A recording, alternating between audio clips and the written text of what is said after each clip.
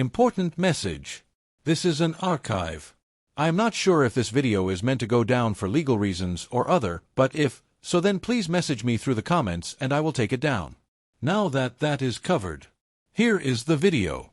Hello everybody, I'm here from my office temporarily for two reasons. First, to let you know that this is your last chance to support SciShow during our yearly postcard fundraiser, and I want you to understand something about that. Second, I want to tell you about the illness that I have right now, why I have it, and why you maybe never will, because that's a science story, and it's fascinating. So to the first part, I need you to know that in order to fund SciShow, we need people to give us money, but we do not need our conversion rate to be particularly high. We are dedicated to making high-quality, reality-based, trustworthy science content at SciShow, which is more expensive than the average YouTube video, but we're also focused on doing that efficiently, which means that only a select group of you actually need to support us financially. This is the way we want it. We don't want to make everybody pay. We want it to be free for everyone. But this select group does pay so that everyone else can have it. And on the order of the whole channel, it's something like 1 in every 3,000 people who watch SciShow gives us money. So I want to be honest with you, this lets a lot of you off the hook. You don't all have to give us money, but there are some of you for whom $60 isn't that much money. $5 a month. 5 times 12 is 60. And so we have a $60 postcard that you can buy and that we will send to you. And there are also, and this is more rare, but it's real, there are some of you for whom $500 isn't that much money. And so we have this $500 spinner, which has etched on it the most important photograph in the history of science that you could buy. If you think this value is worth it, hundreds of videos per year, not just for you, but for everyone in the world, combined with the efforts of our team to get that content in front of people, to get them to click on it, to enrich their lives, to help them understand their world, to push back against content made by people who, one might say, have less allegiance to the truth. Now is your time. If you don't do it now, you won't do it. So do it now. And now, the second part of the video. I have shingles. This is a very weird disease. It's very unpleasant. I'm in pain. The goal for this video previously was that I was going to do some kind of stunt. I cannot do a stunt right now. I am moving the maximum amount I can currently move. And this is weird. I'm 45 years old, but I first got the virus that is causing my shingles when I was around 8,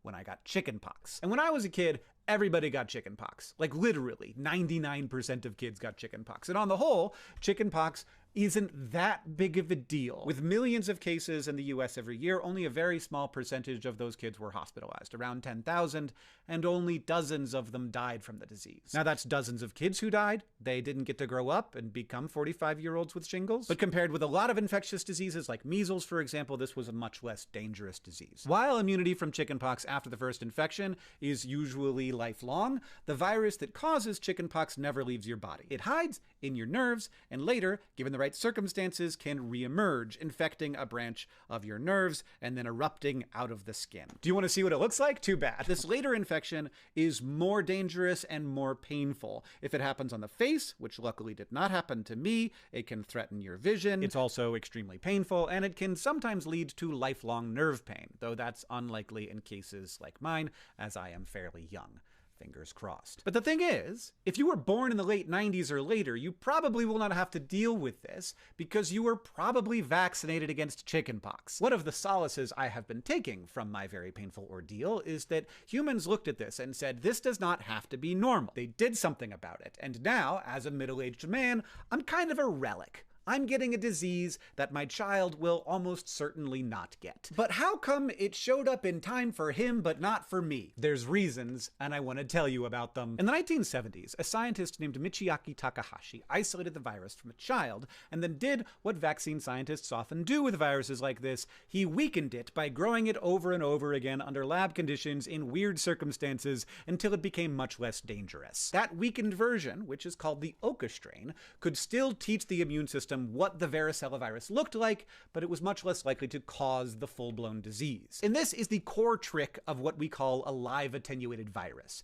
You are showing the immune system the enemy, but a version that cannot do nearly as much harm, but it is still alive. Doing this with the chickenpox virus is a different challenge than with most viruses, though, because everyone knows that varicella doesn't just infect and leave. It stays forever. and a live attenuated virus would also stay forever. And we didn't know what that was going to mean for the long-term epidemiology of the infection. Would the attenuated virus reemerge as shingles? Would it change the course of the infection in some other way that we don't understand well? It's one thing to make a live attenuated virus vaccine against a virus that infects you, replicates, and leaves. It's another thing to make one against a virus that can disappear into the nervous system for life. Could the weakened virus also go latent? Could it reactivate? Would immunity last? Would it be safer than the natural infection in the long run? Those are the kinds of questions you want scientists to be asking, and they were the questions that were being asked as I was being born. So once the vaccine existed, it still took time to understand what the full course of the vaccine's impacts would be. But given enough follow-up time, scientists found that the live attenuated varicella vaccine did not just prevent a lot of chickenpox,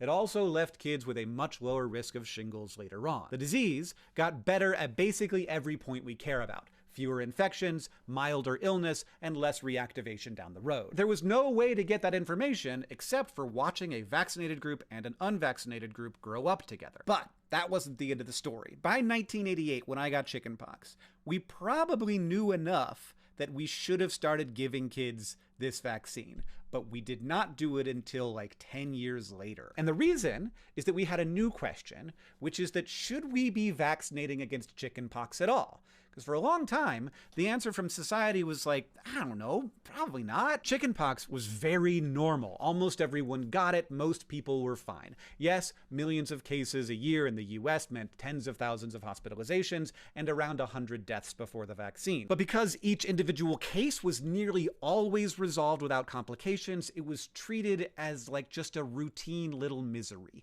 like getting the pukes or scraping your knee or lice. And that meant that the vaccine didn't have like the same kind of urgency that the measles vaccine had had. Measles was terrifying in a way chickenpox never could imagine being. Measles is much more severe, much more likely to hospitalize, more likely to kill, more likely to have serious complications. So one reason it took so long is that scientists had to solve a hard problem. But another reason is that once they solved it, society had to decide whether the problem was worth solving. And this is a weird thing about vaccines and other public health interventions. They don't just prevent suffering, they change what kinds of suffering we consider acceptable. They take a thing that generations of people shrugged at and say, actually no.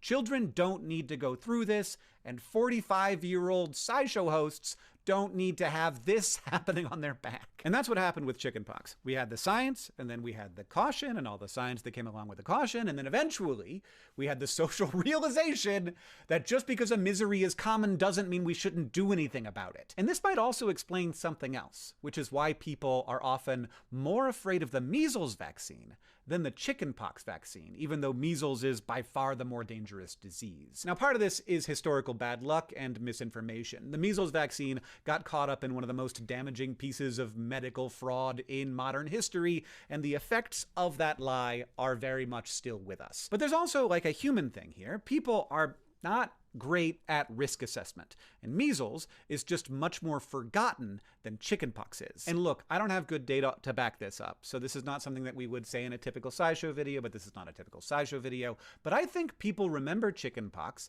and I think they don't remember measles. Even though chickenpox is a much less dangerous disease, chickenpox feels like more immediate and real, while measles feels almost old-timey. Parents born before the mid-90s almost certainly remember the unpleasantness of chickenpox, and they might also have recently experienced the pain of shingles. My wife got shingles while she was pregnant. But they almost certainly do not remember what it was like to get measles. And this is one of the great tragedies of successful public health. When you do your job well enough, the intervention becomes much more visible than the disaster it prevents. And this is one reason why good information is extremely valuable. We are bad at risk assessment, but science is good at risk assessment. And this is why science and common sense often do not align. And that misalignment can be exploited either by hucksters or by true believers who imagine themselves to be heroes. But there are ways to get common sense and science to align more tightly.